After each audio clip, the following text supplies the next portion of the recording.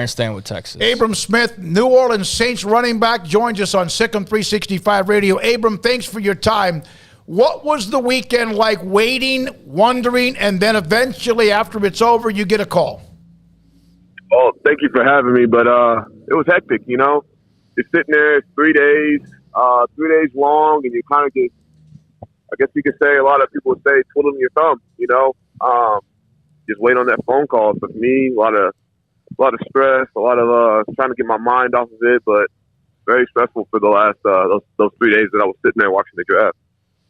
Abram, to wind up with a team like the Saints that even though like new coaching staff, they're probably going to do things offensively a lot the same way. Everybody's back there. How does that make you feel, especially looking at the way that they use their running backs? They use a lot of different guys. How much of a fit was that for you?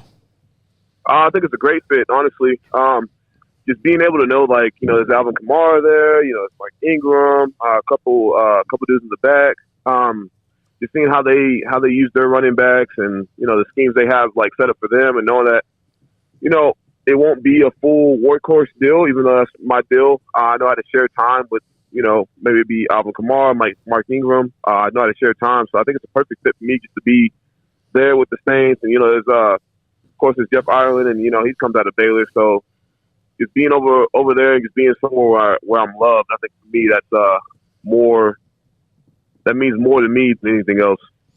So, Abram, Jalen Petrie to the Texans. You got Tyquan going 50th to the Patriots. Terrell gets drafted to the Bills. JT Woods, Ebner, Barnes, yourself, you get picked up after the draft. So does Xavier. So does Raleigh. So does Jaron. So does Drew Estrada. 11 guys, man. 6 draft picks, a new record. Just how did that make you feel, seeing not only yourself but all your friends and all your teammates having that moment as well?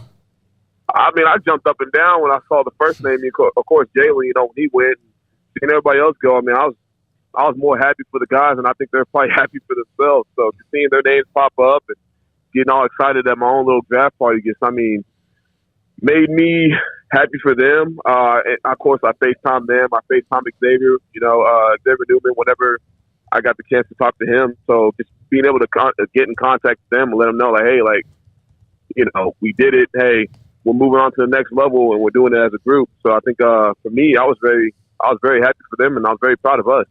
Abram, we've had a discussion here. As you know, there's a lot going on now with movement in college athletics and also whatever's happening with NIL.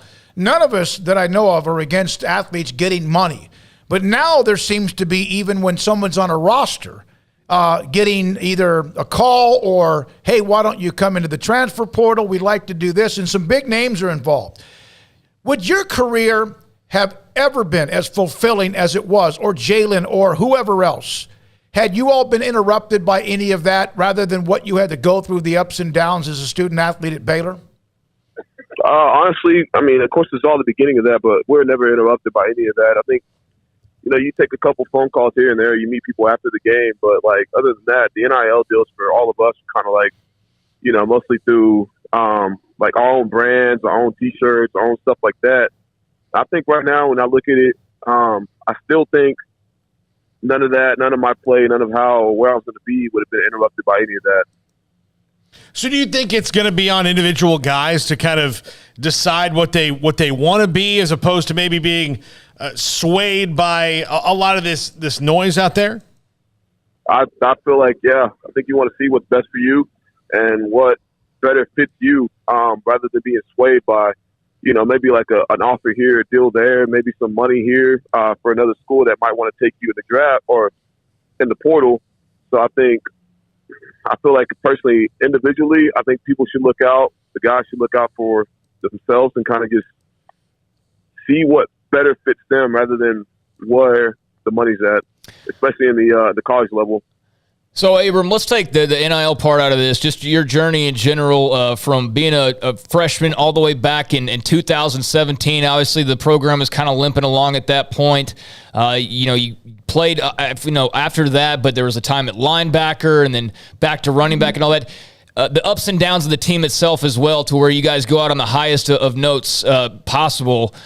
Just how did the last few years shape you as a man? How did the last few years of the ups and the downs shape you as a person and help you become who you are today? A lot of adversity that we not only myself individually had to battle through, but like you can kind of see it on the teams. You know, when we first got there, 1-11, and kind of just had to grow to two different cultures, of course, and then I think shaping me as a man, I think it shaped me to know that like, hey, not everything's going to be set in stone, and like eventually you're going to have to adapt to new things here and there, and that you know life itself is hard, but you know there's always like I like to say, you know, it's not going to rain forever. There's always light at the end of the tunnel. So, and when it comes to shaping me as a man, it's like there's going to be obstacles in life. There's going to be hard times in life. But at the end of the day, you know, the hard times are going to fade away and the good times are going to show up. Abram, correct me if I'm wrong, but was former Baylor running backs coach Jeff Lebby someone who recruited you even when you were at Abilene, like after a track meet? And then, of course, we know that there was a transition to Coach Rule. But who was the first one at Baylor to get in touch with you? It was Coach Lebby. Yeah. So I was always going to the camps and all that, and I met with Coach, you know, Grau. So I always used to go to every single camp that had Baylor in it. And I remember there's times in drills, you know, they'd always call me out in the drills and, like, you know me and kind of just, I guess, in a way, kind of just point me out from everybody else in the drills. And then, of course, Coach Lebby would come see me at Abilene High. So when it came to recruiting, Coach Lebby was the one who came and saw me. So you love Baylor. There's no question about it, because no matter the transitions from then to Rule to whoever else to Aranda, man, you must have been as all in as you could possibly be from day one. Yeah, no, I absolutely love Baylor. I mean, I got several photos of me in camp. I have a photo of me actually in the stadium like a while back. I mean, I was sitting there in the stadium. We were watching Baylor play Oklahoma, and I remember I was sitting in the stadium. I was kind of standing there. My mom took a picture of me.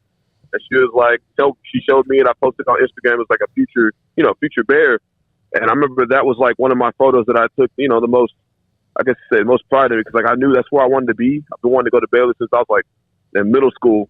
So being able to just go with that opportunity and get the opportunity to actually be there, I was all bought in. It didn't matter who was coaching or what was going on. It's like, for me, that's where I wanted to be. That's the kind of team I wanted to be a part of. That's the kind of community I wanted to be a part of. Abram, as far as, you know, just the family and your friends, what was the reaction like when you got that phone call from the Saints and saw it turned out like it might have been a better thing not getting drafted for you ultimately, as far as like the contract situation and whatnot goes, but just what was the celebration like for the Smith family and Abilene as well? It was a pretty great overall celebration. You know, we're sitting there, and of course, you know, I was getting calls like during, like, I think it was like 6th round, 7th round. So just being able, it's kind of like, you know, you're negotiating like that little free agency deal.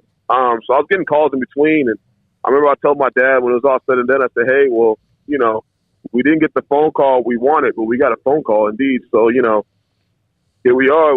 I told him, I told my mom, all together. I was like, well, we're a Saint now. So, you know, that's where we're going. I'm going to New Orleans. And I remember hugging my mom. My mom started crying. So of course I got to cry. And then, you know, my dad, you know, he was kind of like keeping a straight face, you know, deep down inside, he wanted to cry. But overall, everybody's excited. I mean, like a lot of hugs, even popped the champagne bottle just for, you know, my mom, so that way she can get that video. But overall, it was great. Great overall celebration. Everybody loved it. And you know a little thing about playing in the Superdome, don't you? I know a lot of things about playing in that Superdome. Yeah, that's pretty cool, man. So with the Saints, you know, just the talk that you've had with them since the match there, I mean, you kind of touched on it a little bit earlier, but what have you kind of been told just as far as, you know, the next steps in the process and just kind of what they're expecting of you at this point? I think I'm running from the go, pretty much. You know, as soon as I get there, I'm running the playbook right now. I got it on me, and I'm just understanding what my role is, and kind of just understanding what it means to be a running back for the Saints.